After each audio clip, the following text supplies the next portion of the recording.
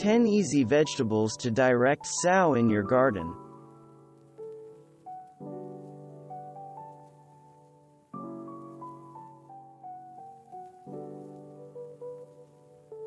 Leaf lettuce is easy to grow, and, if you're sure to sow a bit more seed every week or two, you'll have a constant supply for salads and sandwiches throughout the season. Simply scatter the seed, cover with a fine layer of soil or compost, and keep moist. You'll be harvesting dainty, flavorful leaves in about 3 weeks. Spinach is rich in nutrients and antioxidants, perfect raw in salads or cooked in a huge variety of dishes. As a bonus, it's also easy to grow.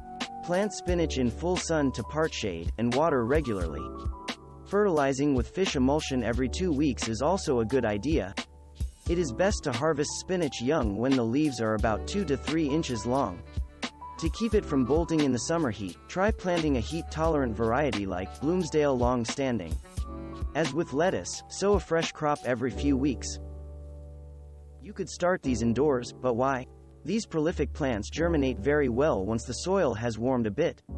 Direct sow the squash after your last frost date. They'll germinate in approximately 10 days. While often a very easy care plant, zucchini is sometimes afflicted with a couple of issues. Squash vine borers can sometimes attack a plant, and vines will start dying for no apparent reason. Slicing into the stem will often reveal the borer. The other issue is powdery mildew, which is easier to deal with if it caught at the beginning stages.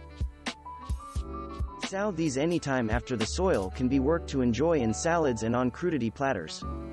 Be sure to give them even moisture, since inadequate moisture causes them to be fibrous and woody. Radish greens are also edible, and, if harvested when they are about 2 inches long, provide a slightly peppery zing to salads and sandwiches. Radishes can be grown in a typical garden as well as in containers. Fan favorite kale is lacinato, also known as dinosaur kale.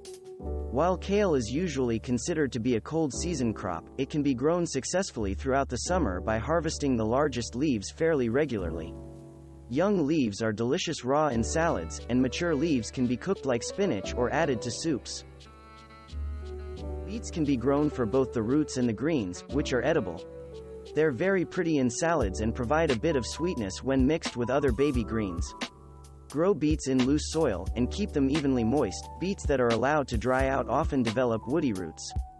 Beets can be planted as soon as the soil can be worked in spring, and sown every 2 weeks or so throughout the season, especially if growing them for the greens rather than the roots. Please note that each beet seed is actually a cluster of seeds, so you'll have to do some thinning when the greens are a couple of inches long. Thin to approximately 2 inches apart. Varieties such as bright lights are just as beautiful as they are tasty. Chard does very well in containers as well as in traditional garden beds. It can be eaten sautéed like spinach, and the stalks can be eaten raw like celery or used as a celery substitute in many dishes. Give chard even moisture and harvest the outer stalks regularly to keep your plant producing all summer long. Chard appreciates a dose of fish emulsion every 2 to 3 weeks. Whether you choose pole beans or bush beans, they are super simple to grow.